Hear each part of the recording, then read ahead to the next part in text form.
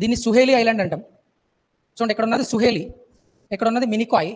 ఈ మినికాయ్కి సుహేలికి మధ్యలో ఒక ఛానల్ ఉంటుంది, దీన్ని 9 degrees ఛానల్ అంటాం.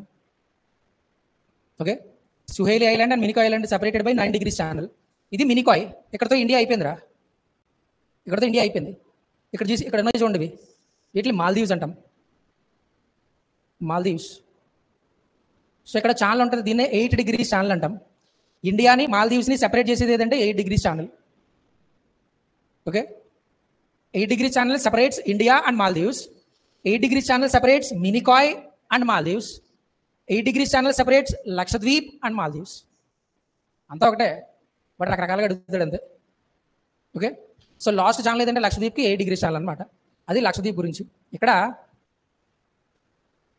Okay, official English and Malayalam, ఎక్కువగా మాట్లాడేది మలయాళం.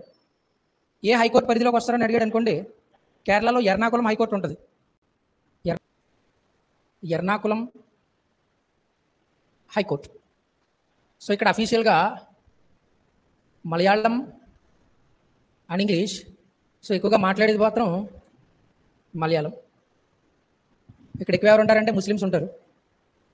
ఇక్కడ నుంచి ఎక్కువగా ట్యూనా ఫిష్లు ఎక్స్పోర్ట్ చేస్తుంటారు.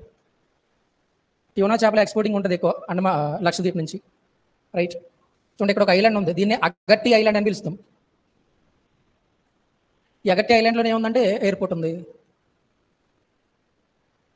ఎయిర్పోర్ట్, లక్షద్వీప్ సంబంధించిన ఎయిర్పోర్ట్ ఎక్కడ ఉందంటే అగట్టి ఐలాండ్లో ఉంది. ఈ అగట్టి ఐలాండ్ ఒకటి. లక్షద్వీప్లో గోల్డెన్ ఐలాండ్స్ అంటాం. ఎక్కువగా మన వాళ్ళు టూర్స్కి లక్షద్వీప్